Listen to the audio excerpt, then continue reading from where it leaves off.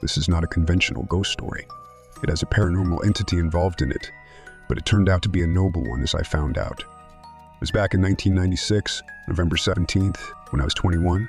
I was on my way home to Harnai to visit my grandparents' house in Konkan region.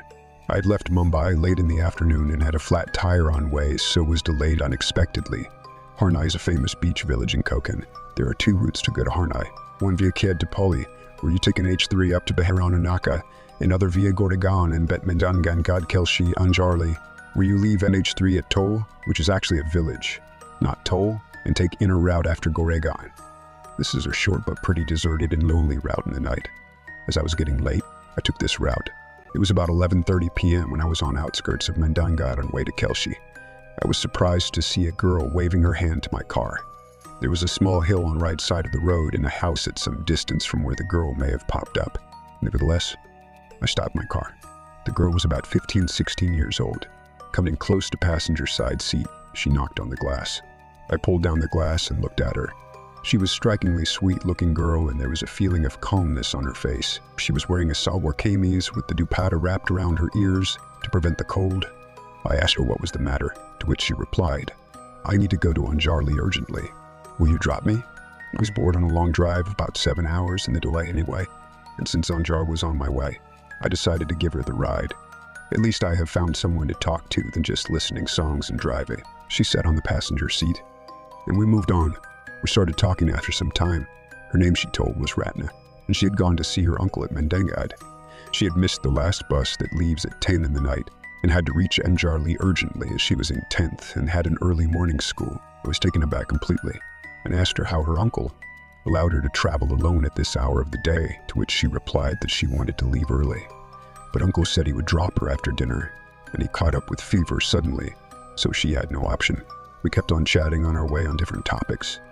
In about an hour we had crossed Kelshi and were approaching Anjarli when she asked me to stop the car. I stopped and looked around. On my right side, there was a beach, and on left was small hill. Where was this girl going to go? She got down from the car.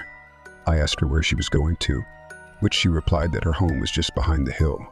I offered her to walk with her to safety of her house, to which she replied very curtly, "No, up till here only. Not ahead.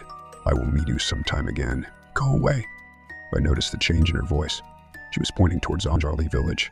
Her face was motionless. I was about to say something, but she gave me such a look that I decided not to argue more with her. I got back in car and moved on. I reached my grandparents' house in another half an hour, and they both were surprised to see me reaching so late. I narrated them the whole incident and my encounter with Ratna. They both warned me not to stop there ever, as that area is known for being haunted in the night. As I didn't believe in paranormal world then, I turned deaf ear to it and went to bed. I had a couple of rest days and visited Savarnadurga Fort, which is an island fort like Janjurai and Sindhudurga. I had made few friends on my earlier visits to Harnai, and we decided to have a day trip to Anjarli beach. After some time on beach, as we were relaxing, I saw a figure coming down the hill. It was a man of about 40 coming down on the road. He was surprised to see us, as Anjarli beach is a very lonely one. I asked him, "Where do you stay?" To which he replied he stayed on the other side of hill. Something struck my mind. That was the exact location Ratna had mentioned. I casually inquired about his family, to which he replied he had wife and 2 sons, no daughter. I asked him if there was another home nearby, to which he replied his was the only home there and rest all were fields. I asked him if he knows about a girl called Ratna staying nearby. He gave me a weird look the moment I asked about her and said, "Sir, Ratna was my daughter. She passed away 10 years ago." I had shock of life. I could not utter a word for a few moments. Slowly, I gathered myself. How was it possible that the girl I met a couple of days back was dead 10 years ago? I told him that I had dropped Ratna at that very point 2 nights back. He looked at me weirdly. I narrated him the whole story, how I picked her at Mandangat after her uncle getting ill suddenly and her missing the last bus. He listened to it carefully and told me the other side of the story. Ratna was indeed coming for Mandangan on the night she had died. His brother was at Mandangat then, who had got ill, and Ratna had hitchhiked a ride in a car after she had missed the bus. The car had met an accident at that very spot, as the driver was tired and fell asleep while driving. He survived with multiple injuries, but Ratna died on the spot. I was not convinced still. It was possible that the girl I was talking about was a different girl with same name Ratna. I walked along with him to his house on the other side of the hill. The moment I entered his house, I saw a girl's photograph on the wall with flower garland around it. No doubt it was the same girl whom I had met a couple of days earlier. She was the daughter of the farmer who had passed away 10 years ago. As I was standing there, suddenly a thought crossed my mind. What would have happened had I insisted on walking her to the house?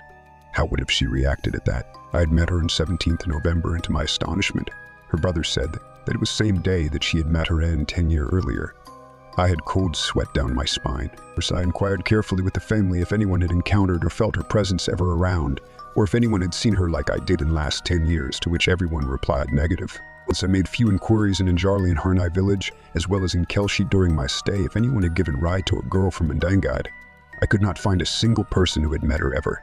After my vacations were over, I drove back the same road to my home. I could not separate her thoughts from my mind, and tried to have clarification as much as possible. I had no doubt in my mind that the girl I had met was the farmer's daughter, as I could make it clearly from her photograph. And the details she had told me about her activities on the night she died were matching perfectly with the night 10 years ago. Some questions which remained in my mind were: 1. Where was she in these 10 years? 2. What made her to come back suddenly after 10 years? 3. Of all the people, why did she meet me that day exactly 10 years after her death? 4. Why did she say, "I will meet you again"? Was I supposed to have another encounter with her? I was sure of one thing, that she didn't have any intention to hurt me or scare me. Had that been her intention, she had all the opportunity, as I was with her for an hour or so. As days passed on, slowly the memories of my encounter with Ratna faded. I joined a new job and was really busy with my office and other activities.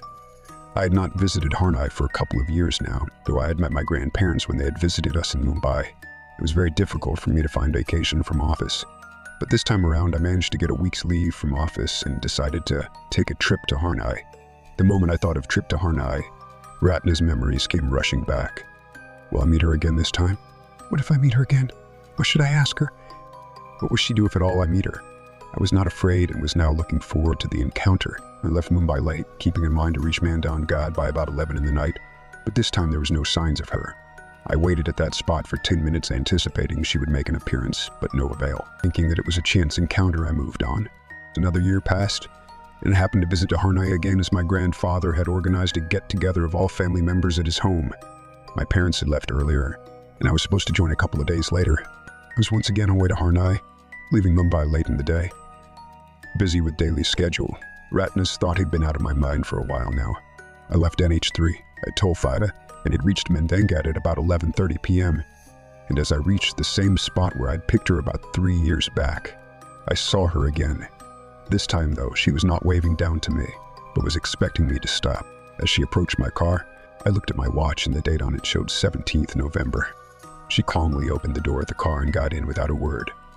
It was the same salwar kameez she was wearing and same calm expression as it was 3 years ago. I was not scared at all at her presence, because I was sure she didn't mean to hurt me. As we moved on, she asked me, "You know about me now. Are you not scared?" I told her that I was surprised to know about her, but was not scared, as I knew she didn't intend to hurt me at all. She nodded understandingly, but warned me, though, that everyone is not like her and some are really nasty ones. I had so many questions in my mind. After my first encounter with her, I had taken keen interest in paranormal world and had read lots of stuff and met few people in this field. And now I had a paranormal entity sitting right next to me in my car. It was a situation of its own kind. I started asking her questions one after the other, and she answered all of them with detailed information. The information she gave me was so detailed that I could not give it all here. As I had already read many books on this subject, it was confirmation of what I'd read from her. She told me what exactly happens at the time of death and immediately afterwards. I asked her where she was for 10 years after her death and our first encountered, to which she replied that she was in Buvar Lok in form of Sukshma Sharira, which means small physique, which is made up of thin air. Why did she choose me to communicate that to after 10 years? To which she replied that it was because I was the first person with whom she could communicate at subconscious level. There was some more relation between us, which she did not disclose. It is not possible for everyone to interact with a paranormal entity, and it's the other way round as well. Paranormal entities cannot communicate to everyone as well. Why could I not see her last year on my way to Harnai? She replied that she could not take a human form that night, though she was able to see me waiting for her to appear. How long would she be in this state and would make appearances? She said, Her lifespan was supposed to be few more years in mortal world, and because she had died in an accident, she had to spend those remaining years before she could progress to next luck, which is Swartaluk or reborn in Valuk, which is mortal world unless she is instructed otherwise. I asked her how long was the span, but she replied she didn't know exact amount of time.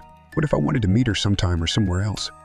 She said that she had no restriction of place, but she could not meet me frequently, whenever I wanted to, as it would be interfering with the strict restrictions to which every paranormal entity is bound to and would prolong her stay in Bavorlok. We had reached the spot where she had died, and she recounted the whole incident to me, how it had happened. She died instantly after she was thrown out of car after the accident and her head hit a stone. We continued our conversation for some time. She'd been helping people near death to get used to paranormal life after their death, as this was her assigned task. After some time, she said, "It's time for her to go now." I asked her, "Will you meet me again?" She replied that she can meet me anywhere, as she had said earlier, but I have to be very careful to be alone, and it can be preferably after evening. Also, I have to ensure that the meetings are not frequent. I assured her that I would not want to interfere in her world and would be glad to meet her when it is possible for her and she herself appears before me again. I got in my car and moved on. I had met her for second time. I didn't have any encounter with Ratna for a year or so after that. My dad had retired from office, and we were looking to get a new home in suburbs. We had almost finalized down on an apartment, and were about to sign a deal. After discussion with the property dealer for the price and bank regarding the loan, I came back home exhausted after a long day. I have a habit of taking a walk after dinner. As I was too tired that day, I just went to the terrace of my apartment for a stroll. As I entered the terrace, there was no body there. I began walking up and down on the terrace. As I started my third round, I saw someone standing on the other corner. I wondered who it can be, as I had the door behind me and was certain that whoever it was didn't come that way. Walking at a normal pace, I reached over near that person, and it was none other than Ratna. She had appeared on my terrace this time. I was happy to see her again, but before I said anything, she said very curtly, "Don't go there. I came today only to tell you this. It is not a good place for you." I was startled. Why did she say that? It was a really nice apartment, and we had bargained a lot with the property dealer, and I had taken enough pain to get loan from the banks, and now this girl was putting me off. I asked her why she insisted me on not taking that apartment, but she refused to give me any details. She flatly told me that it was not good for me and my family, that's all. I could sense a definite concern and urge in her voice about stopping us to move there. For that moment itself, I decided to cancel the deal. I told her I won't go there, at which point she smiled and just went away to other corner of the terrace, and as I was watching, she just mixed away with thin air and disappeared.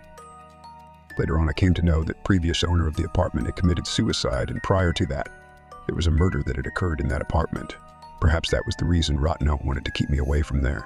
I had few more encounters with Ratna. I asked her once if I can take a picture of her, but she refused. She'd told me many details of life beyond death and different kinds of paranormal entities, and about the powerhouse we call it as God. My wife also happened to see her once before we were married. I clearly remember the date as it was 10th September 2005, the last time we had seen her. She told me that time had come for her to move to a different life, and we won't meet again. She blessed us and left without ever coming back. To this date, I've never seen her again. I hope wherever she is, in whatever state, she stays happy. I wonder what it was between two of us that kept her bringing back again and again. I only guessed that there was some sort of relation between us for sure.